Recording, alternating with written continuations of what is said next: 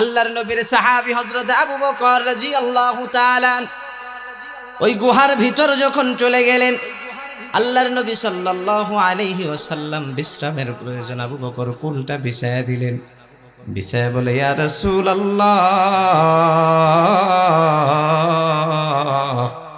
আপনার পাগল সাহাবী দেখেন সুন্দর একটা বিছনা বিছায়া দিছে রাসূল, এই জায়গায় আপনার মোবারক পূর্ণ আপনার বরকতের এই মাথাটা এখানে রেখে আপনি বিশ্রাম করেন। সুবহান।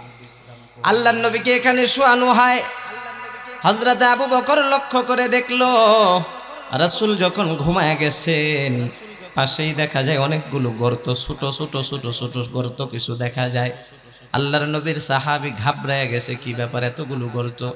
তার সন্দেহ হয়ে গেছে, না জানি সাপ বিচ্ছু এর মধ্যে অবস্থান করতেছে। ছোট ছোট ছোট ছোট কাপড় দিয়ে গর্তগুলো বন্ধ করার জন্য রেডি হয়ে গেছে। একটা একটা করে গর্ত সে বন্ধ করতে করতে শেষ পর্যায়ে সে একটা গর্ত বন্ধ করার সামর্থ্য হলো না। আল্লাহর নবীর সাহাবী হযরত আবু বকর রাদিয়াল্লাহু তাআলা একটা গর্ত তিনি বন্ধ করতে না পেরে তিনি তার পায়ের অংশ গর্তের মধ্যে ঢুকায়া রাখছেন। সুবহানাল্লাহ। কিছুক্ষণ পর হযরত আবু বকরের চেহারা লাল হয়ে গেছে, চেহারা লাল হয়ে গেছে। তাকাইলে মনে হয় না জানি কি হইছে, কি জানি একটা সমস্যায় আবু বকর পড়ে গেছে। হুট করে আল্লাহর রাসূল যখন শুয়ে আছেন দেখলেন এক ফোঁটা চোখের পানি আল্লাহর রাসূলের চেহারার উপর পড়ে গেছে। আল্লাহর নবী ঘুম থেকে জেগে গিয়ে আবু বকরের দিকে তাকায় দেখেন আবু বকর কান্দে। আবু বকরকে জানতে চায়, আবু বকর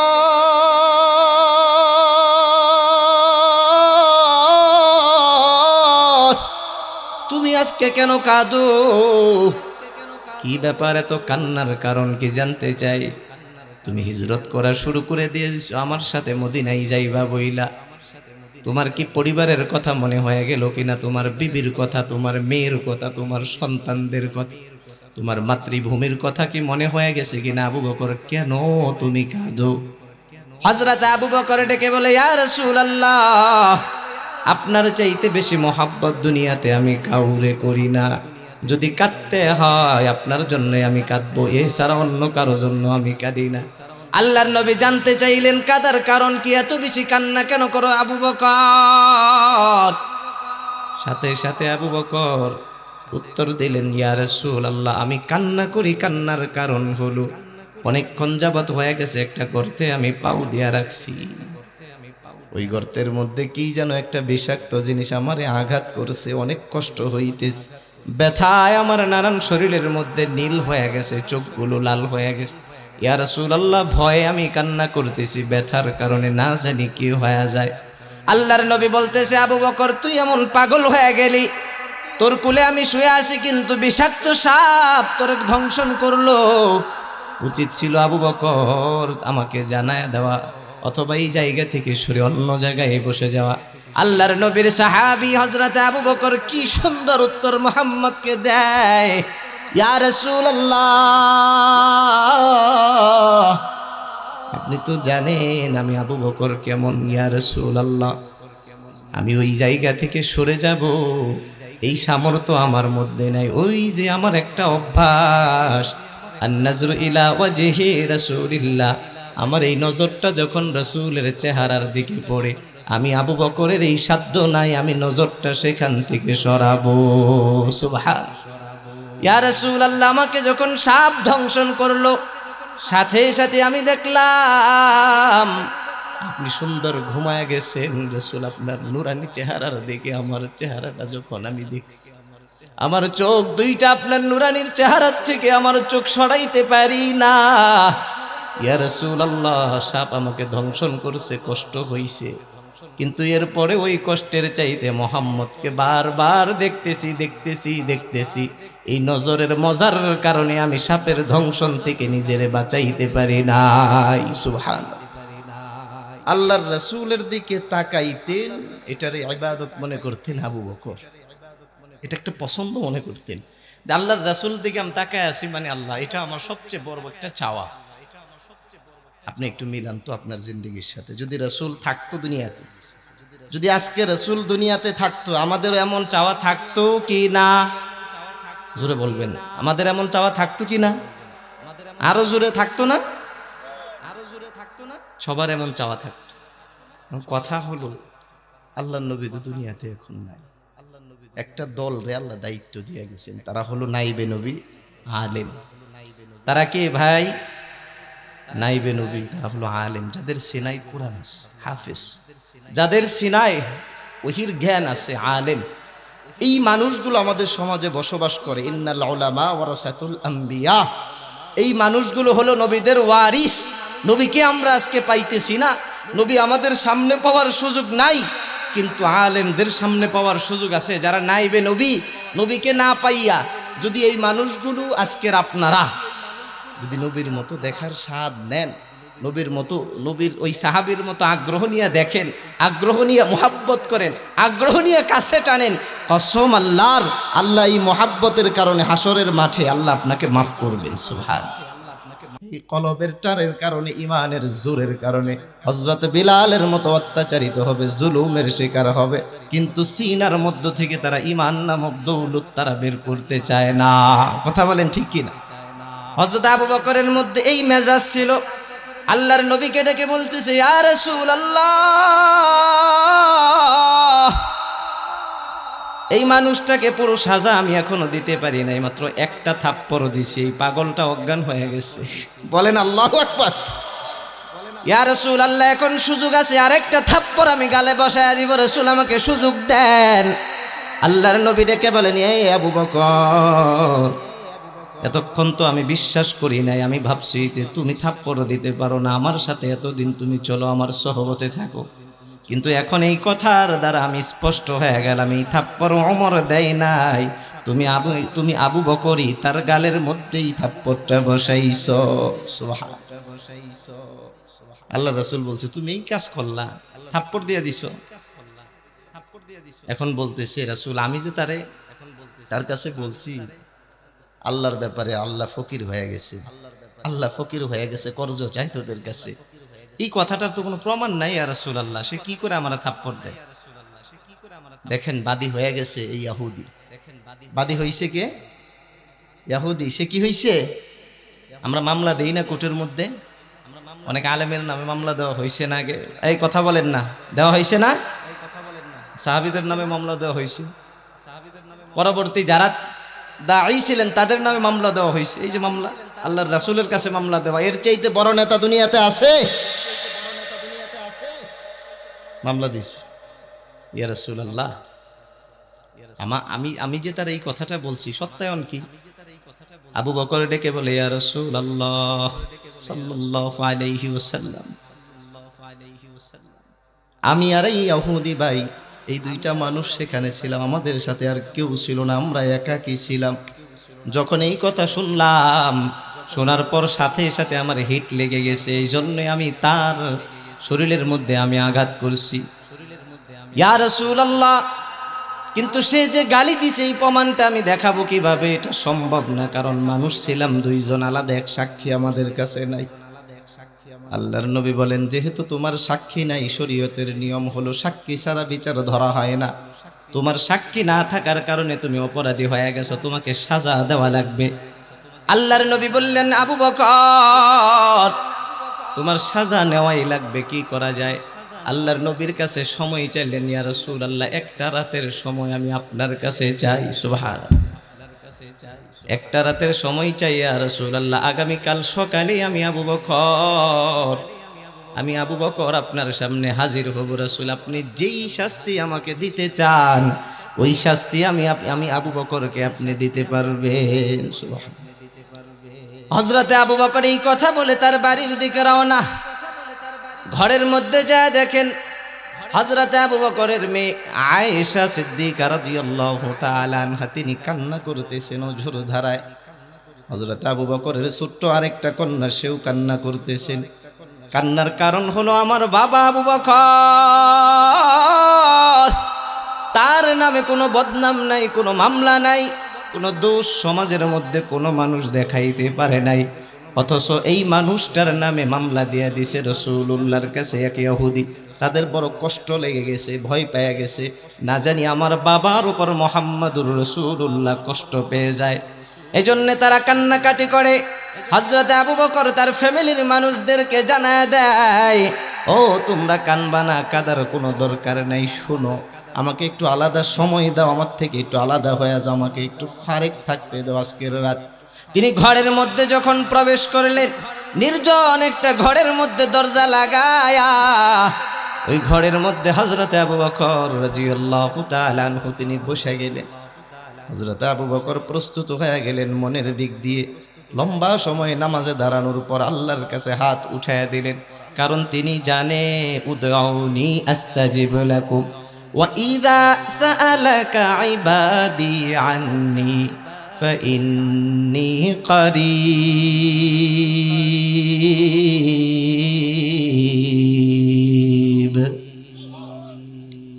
তিনি জানেন সবার কাছে চাইলে ফিরে আসার সুযোগ আছে, কিন্তু এমন একটা দরজা আছে, এমন একটা ক্ষমতাধর জায়গা আছে, সেখানে যদি আমি চাইতে যাই কোনোদিন সেই জায়গা থেকে ফিরে আসা লাগে না।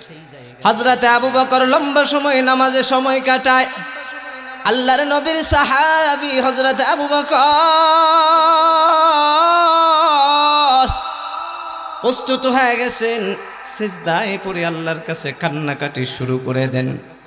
আল্লাহ, তোমার গোলাম আবু বকর, তার তেমন কোনো আমল নাই, কিন্তু আজকে সে অপরাধী হয়ে গেছে রাসূলের চোখের সামনে। আল্লাহ, তুমি আমাকে মহাব্বত করো, আমি আবু বকর জানি।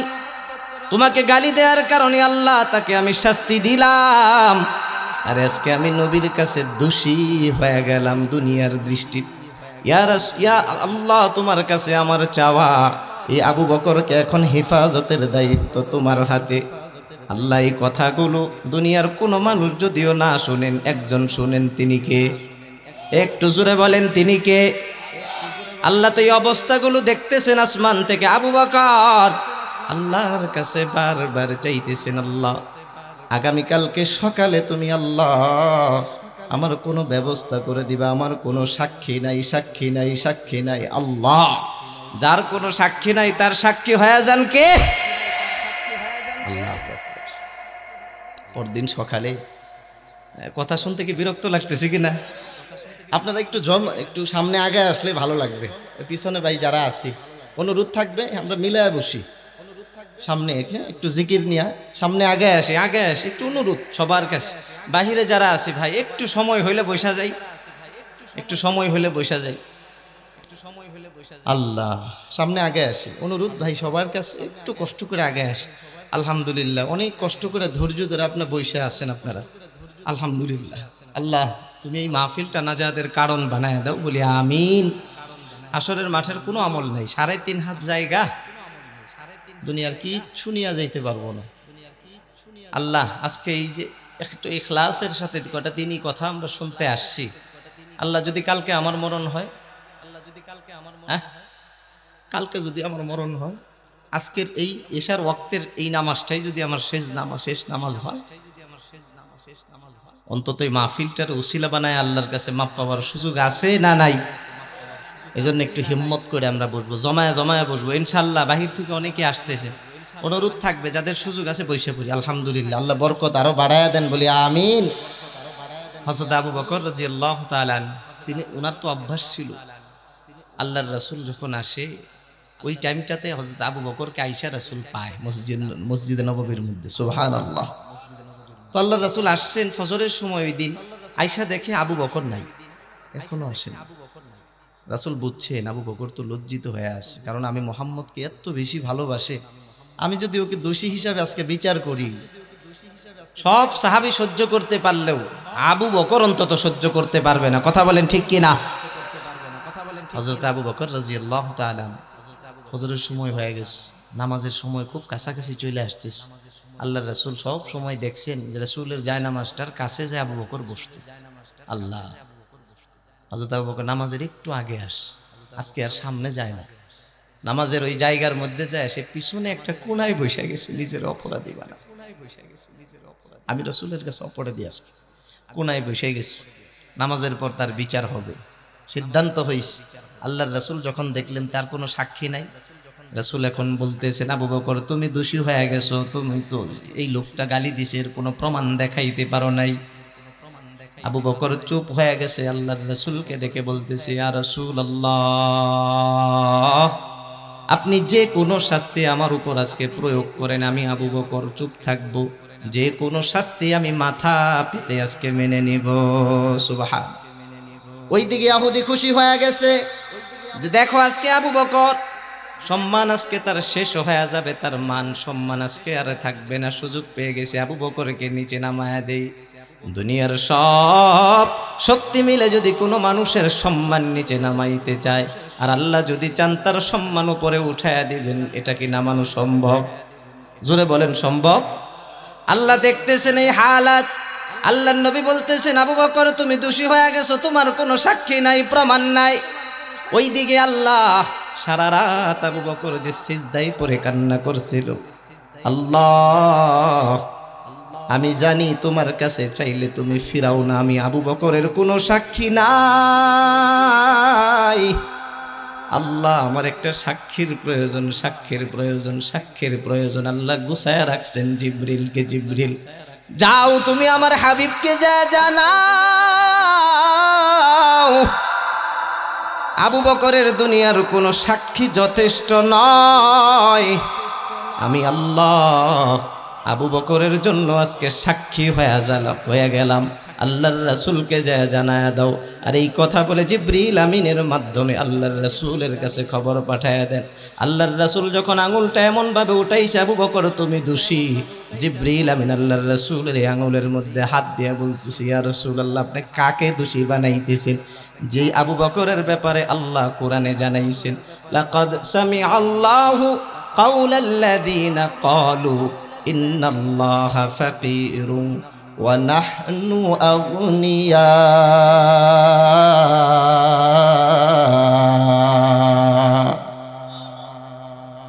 আল্লাহ জানায়া দিছে, আল্লাহ জানায়া দিছে ওই মানুষগুলা যা বলছিল রাসূল সত্যই বলছে, মিথ্যা বলে নাই আবু বকর, তার পক্ষে বিচার যাবে। সত্যি তারা আমি আল্লাহকে গালি দিছে ফকির বইলা,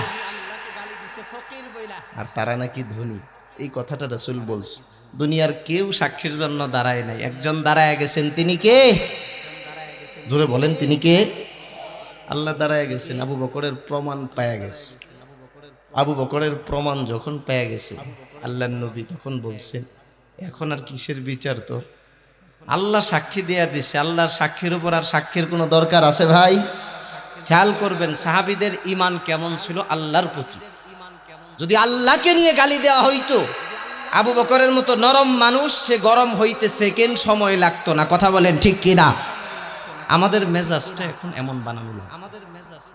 আমাদের সমাজে আছে দেখবেন কিছু মানুষ যারা দিন পছন্দ করে না, মাদ্রাসার বিরুদ্ধে কথা বলে, আলেমদের বিরুদ্ধে কথা বলে, মসজিদের বিরুদ্ধে কথা বলে, দ্বীনি কার্যক্রমের বিরুদ্ধে কথা বলে। আমরা কিছু মানুষ নবীদের ওয়ারিস নায়েবে নবীরা চুপ করে বসে থাকি। হযরত আবু বকরের মধ্যে দাঁতে কামড় দেই।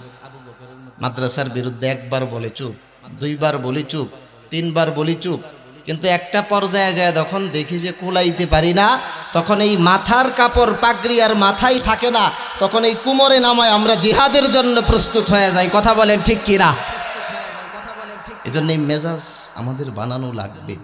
আল্লাহর রাসূলকে যদি গালি দেয়, আল্লাহকে গালি দেয়, এমন কোন মানুষ আমরা বাংলার জমিনে দেখতে চাই? আল্লাহর প্রতি পূর্ণ ভালোবাসা আছে সবার? তো আমরা শুধু আল্লাহকে রাজি করবার জন্য এখানে বসছি। ইনশাআল্লাহ আল্লাহ আমাদের কবুল করেন বলি আমিন। আল্লাহর রাসূল সাল্লাল্লাহু আলাইহি ওয়াসাল্লাম উনার প্রতি আবু বকরের ভালোবাসা কেমন ছিল এটা আমাদের জানা দরকার আছে না? আজকে খালি ভালোবাসার গল্প হবে। কিসের গল্প? আল্লাহ নবীর সাহাবী ছিলেন হযরত আবু বকর। ওনার একটা পছন্দ ছিল, সব সময় বইলা বেড়াইতো হযরত আবু বকর, সব সময় এই কথাটা বইলা বেড়াইতো, তোমরা জানো আমার পছন্দ কি? মানুষের কাছে খাবারের পছন্দ আছে অনেকের, যে হুজুর এই খাবারটা বেশি ভালো লাগে। এমন সমাজে আছে না আমাদের? হুজুর আমার এই আচরণটা ভালো লাগে, এই কাজটা ভালো লাগে, এই খেলাটা ভালো লাগে। আল্লাহর নবীর সাহাবী হযরত আবু বকরের চয়েস ছিল মুহাম্মাদুর রাসূলুল্লাহ সাল্লাল্লাহু আলাইহি ওয়াসাল্লাম। আন-নাজরু ইলা ওয়াজহি রাসূলিল্লাহি সাল্লাল্লাহু আলাইহি ওয়াসাল্লাম। আবু বকরের পছন্দ ছিল, আবু বকরের পছন্দ আল্লাহর নবীর দিকে যতক্ষণ আবু বকর তাকায় থাকতেন আবু বকরের খাবার লাগতো না। মুহাম্মদকে দেখলে তার ক্ষুধা নিবারণ হয়ে যাইত। এজন্য সাহাবীদের ব্যাপারে রওয়ায়াত আসছে, অনেক সাহাবীরা ক্ষুধা লেগে যাওয়ার পর সাথে সাথে তারা তাকায় থাকতো, তারা খেয়াল করতো রাসূল কোথায় আছেন, রাসূলকে দেখবেন কোথায় গেলে পাওয়া যায়। রাসূলকে দেইখা তারা ক্ষুধা নিবারণ করতো। আল্লাহর নবীর এই সাহাবী হযরতে আবু বকর, নবী পাক সাল্লাল্লাহু আলাইহি ওয়াসাল্লাম যখন হিজরতের জন্য রওনা হয়ে গেছেন, গারে সৌর পর্যন্ত যখন গেছেন, আল্লাহর নবীর সাহাবী হযরতে আবু বকর আল্লাহর নবীকে ডেকে বলতেছে, ইয়া রাসূলুল্লাহ, এত লম্বা জায়গা আপনি কষ্ট করে আসছেন, এখন সুযোগ আছে ইয়া রাসূলুল্লাহ, এখন একটা ভালো সুযোগ আছে রাসূল আপনার খেদমত করার। আপনি আর উঁচু জায়গা পর্যন্ত হেঁটে উঠতে যাইবেন না ইয়া রাসূল। এখন আমি আবু বকর বাহন হয়ে যাব, আর আমি বাহনের উপর উঠা আপনি রাসূল উপরের জায়গা পর্যন্ত গড়াবে। সুবহান আল্লাহর নবীর সাহাবী হযরত আবু বকর রাদিয়াল্লাহু তাআলা ওই গুহার ভিতর যখন চলে গেলেন, আল্লাহর নবী সাল্লাল্লাহু আলাইহি ওয়াসাল্লাম বিশ্রামের প্রয়োজন, আবু বকর কুলটা বিছায়া দিলেন। বিছায়া বলে, ইয়া রাসূলুল্লাহ, আপনার পাগল সাহাবী দেখেন সুন্দর একটা বিছনা বিছায়া দিছে রাসূল, এই জায়গায় আপনার মোবারক পূর্ণ আপনার বরকতের এই মাথাটা এখানে রেখে আপনি বিশ্রাম করেন। সুবহান আল্লাহর নবীকে এখানে শোয়ানো হয়। হযরত আবু বকর লক্ষ্য করে দেখলো রাসূল যখন ঘুমায় গেছেন, পাশেই দেখা যায় অনেকগুলো গর্ত, ছোট ছোট ছোট ছোট গর্ত কিছু দেখা যায়। আল্লাহর নবীর সাহাবী ঘাবড়ায় গেছে, কি ব্যাপার এতগুলো গর্ত? তার সন্দেহ হয়ে গেছে, না জানি সাপ বিচ্ছু এর মধ্যে অবস্থান করতেছে। ছোট ছোট ছোট ছোট কাপড় দিয়ে গর্তগুলো বন্ধ করার জন্য রেডি হয়ে গেছে। একটা একটা করে গর্ত সে বন্ধ করতে করতে শেষ পর্যায়ে সে একটা গর্ত বন্ধ করার সামর্থ্য হলো না। আল্লাহর নবীর সাহাবী হযরত আবু বকর রাদিয়াল্লাহু তাআলা একটা গর্ত তিনি বন্ধ করতে না পেরে তিনি তার পায়ের অংশ গর্তের মধ্যে ঢুকায়া রাখছেন। সুবহানাল্লাহ। কিছুক্ষণ পর হযরত আবু বকরের চেহারা লাল হয়ে গেছে, চেহারা লাল হয়ে গেছে। তাকাইলে মনে হয় না জানি কি হইছে, কি জানি একটা সমস্যায় আবু বকর পড়ে গেছে। হুট করে আল্লাহর রাসূল যখন শুয়ে আছেন, দেখলেন এক ফোঁটা চোখের পানি আল্লাহর রাসূলের চেহারার উপর পড়ে গেছে। আল্লাহর নবী ঘুম থেকে জেগে গিয়ে আবু বকরের দিকে তাকায় দেখেন আবু বকর কান্দে। আবু বকরকে জানতে চায়, আবু বকর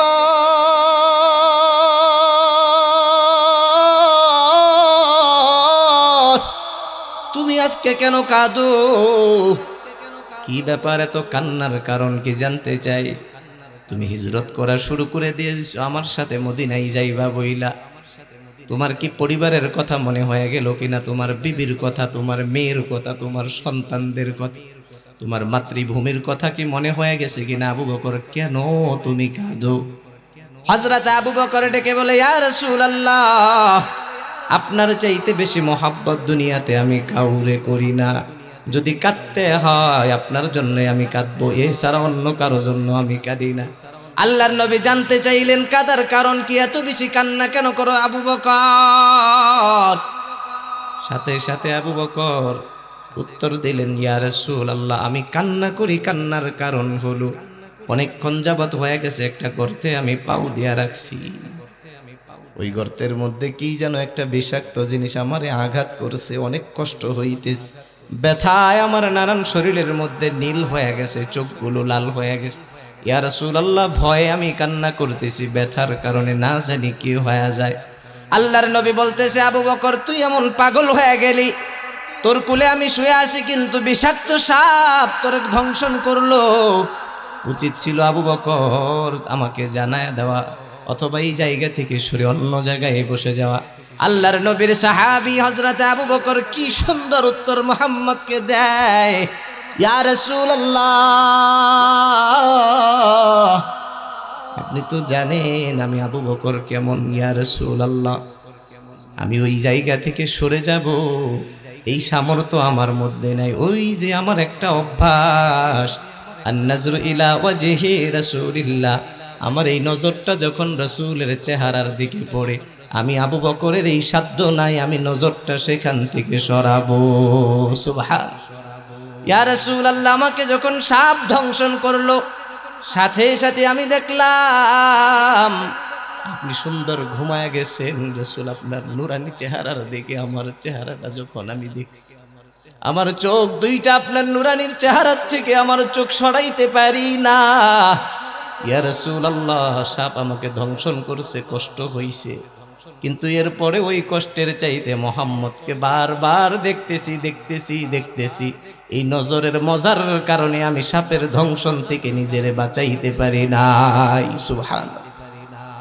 আল্লাহর রাসূলের দিকে তাকাইতেন, এটারে ইবাদত মনে করতেন আবু বকর, এটা একটা পছন্দ মনে করতেন। আল্লাহর রাসূল দিকে আমি তাকায় আছি মানে আল্লাহ এটা আমার সবচেয়ে বড় একটা চাওয়া। আপনি একটু মিলান তো আপনার জিন্দেগির সাথে, যদি রাসূল থাকতো দুনিয়াতে, যদি আজকে রাসূল দুনিয়াতে থাকতো আমাদের এমন চাওয়া থাকতো কি না? জোরে বলবেন, আমাদের এমন চাওয়া থাকতো কি না? আরো জোরে থাকতো না? সবার এমন চাওয়া থাকতো। কথা হলো আল্লাহর নবী তো দুনিয়াতে এখন নাই, একটা দল রে আল্লাহ দায়িত্ব দিয়ে গেছেন, তারা হলো নাইবে নবী আলেম। তারা কে ভাই? নাইবে নবী, তারা হলো আলেম, যাদের সিনাই কোরআন আছে, হাফেজ, যাদের সিনায় ওহির জ্ঞান আছে, আলেম। এই মানুষগুলো আমাদের সমাজে বসবাস করে। ইন্নাল উলামা ওয়ারাসাতুল আম্বিয়া, এই মানুষগুলো হলো নবীদের ওয়ারিস। নবীকে আমরা আজকে পাইতেছি না, নবী আমাদের সামনে পাওয়ার সুযোগ নাই, কিন্তু আলেমদের সামনে পাওয়ার সুযোগ আছে। যারা নাইবে নবী, নবীকে না পাইয়া যদি এই মানুষগুলো আজকের আপনারা যদি নবীর মতো দেখার স্বাদ নেন, নবীর মতো, নবীর ওই সাহাবীর মতো আগ্রহ নিয়ে দেখেন, আগ্রহ নিয়ে মোহাব্বত করেন, আগ্রহ নিয়ে কাছে টানেন, কসম আল্লাহর, আল্লাহ এই মোহাব্বতের কারণে হাসরের মাঠে আল্লাহ আপনাকে মাফ করবেন। সুবহানাল্লাহ। এজন্য আবু বকর যেমন আল্লাহর রাসূলের প্রতি দরদি ছিল চাহনির ক্ষেত্রে, আলেমদের প্রতি চাইলে পরে নজর ঘোরায় নিব না তাকায় থাকবো?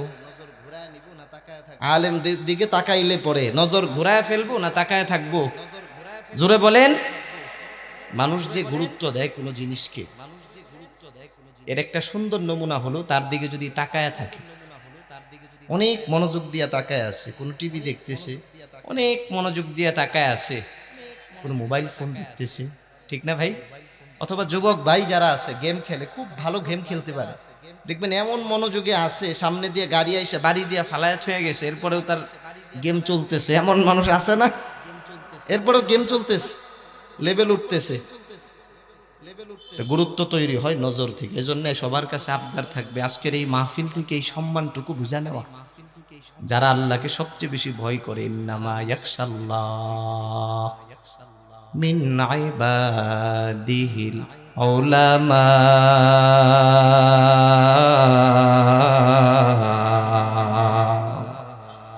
সবচেয়ে বেশি ভয় যারা করে এটা হলো আলেম। এজন্য আমরা আজকে একটা ছোট্ট ওয়াদা করতে পারি যে আমরা আলেমদের দিকে নজর দিয়ে রাখবো। কারা কারা আছি? আলেমদের বিরোধিতা করব না, জোরে বলবো আমিন। আলেমদের বিরোধিতা করব না, কোনো আলেম নিয়ে মন্তব্য করব না, দিনী কাজ নিয়ে বদনাম করব না, পারলে সহযোগিতা করব, না পারলে চুপ থাকব। পারবো ইনশাআল্লাহ? হাত নামাই। আপনারা কিন্তু হাত উঠাইছেন, আপনি কালকে থেকে এক সপ্তাহ হিসাব করবেন যে কোনো আলেম নিয়ে কিছু বলছেন কিনা। কষ্ট, এই জবানটারে আটকায় রাখা খুব কষ্ট। এই জবানটার কারণে মানুষ, অধিকাংশ মানুষ জাহান্নামী হয়, সারা দিন চলতে থাকে। এজন্য আবু বকর মাঝে মাঝে জিহ্বা টান দিয়া ধরে রাখত, ভয় লাগে না জানি কোন কথার হিসাব দিতে যায় আমি আবু বকর আটকায়া যাই। মানসমতা না যায়, যে চুপ থাকে না যায়। অন্য একটা মানুষের ব্যক্তিত্ব নিয়ে আপনি বলতে গেলে কোনো লাভ আছে ভাই? সারাদিন সকাল থেকে বিকাল পর্যন্ত বলতেছি, হ্যাঁ এই লোকটা তো এমন না, তার মতো মানুষ নেই। একজনের পর একজন আমি বলতে আছি, দিন শেষে হিসাব করলাম 10 জন মানুষের ব্যক্তিত্ব আমি আজকে নষ্ট করছি নিজের এই জবান দিয়া। যতগুলো কথা আমি বলছি তার সামনে বলতে পারতাম না, এ কারণে গীবত হয়েছে, আর গীবতের কারণে জাহান্নাম আমার জন্য সহজ হয়ে গেছে। এজন্য গীবত করা যাবে ইনশাআল্লাহ। আপনি জবানকে হেফাজত করেন, আল্লাহ আপনাকে দামি বানাবে। কারণ এই জবানের কথা যখন কোনো বুজুর্গ ভালো আলেমের কান পর্যন্ত পৌঁছায়, তার দিলে হাক লাগে। কসম আল্লাহর, যারা আল্লাহর বন্ধু মেহমান, এই মানুষগুলোর দিলে যদি হাক লাগা যায়, মনে হবে দুনিয়া পুরাটা সফল করে ফেলছি, দুনিয়ার পুরো সাকসেস আমার আইসা পড়ছে। আপনি দেখবেন কিন্তু ভুল বুঝতেছেন, শেষে দেখবেন যে আপনি সবচেয়ে বেশি ব্যর্থ, সবচেয়ে বেশি নষ্ট, সবচেয়ে বেশি দুর্বল হয়ে আপনি দুনিয়া থেকে বিদায় হয়েছেন। কথা বলেন ঠিক কি না? অনেক মানুষ আছে। এজন্য আমি আপনাদের কাছে আবদার রাখবো, আলেমদের কাছ থেকে আপনারা দোয়া নেবেন, ওনাদের সঙ্গে থাকবেন। আর আমি যে আয়াতটা আপনাদের সামনে পড়ছি, আজকে তো আমি মহাব্বতের আয়াত পড়ছি বললাম না? আল্লাহর মহাব্বতের ক্ষেত্রে কাউকে ছাড় দেওয়া যাবে? আল্লাহকে নিয়ে যদি কেউ গালি দেয় ছাড় দেওয়া যাবে? আমার নবী মুহাম্মদুর রাসূলুল্লাহকে নিয়ে যদি কেউ গালি দেয় ছাড় দেওয়া যাবে? যদি এমন হয়, এখন কথা হলো যে হুজুর আমার রাসূলকে নিয়ে তো গালি দেয় না, সমস্যা কোথায়? আমার রাসূলকে নিয়ে একটা সিদ্ধান্ত আমরা বাস্তবায়ন করতে চাইছিলাম, রাসূল যে শেষ নবী, এটা সব দলের মানুষ মানুক, দেশের সব মুসলমানরা মানুক, দেশের সব মানুষ স্পষ্টভাবে মানুক যে রাসূল যে শেষ নবী, যেটা না মানলে মানুষের ঈমান থাকবে, দাবি করা হয়েছে। ভাই যেই দলই যা, সমস্যা নাই, আমি কসম করে বলতে পারি, শুধু এই একটা কাজ বাস্তবায়ন করুক, যেই দল এই কাজটা করবে যে আল্লাহর রাসূল শেষ নবী, আর এই শেষ নবীর ক্ষেত্রে যারা তকমা লাগায় মির্জা গোলাম আহমদ কাদিয়ানির শয়তান দল, প্রতারক দল, এই মানুষগুলোকে আমরা সম্পূর্ণ নিষিদ্ধ ঘোষণা করলাম। পরদিন থেকে দেখবেন আপনি ওই দলের অন্তর্ভুক্ত বাংলাদেশের সব মানুষ হয়ে যাবে। কথা বলেন ঠিক কিনা?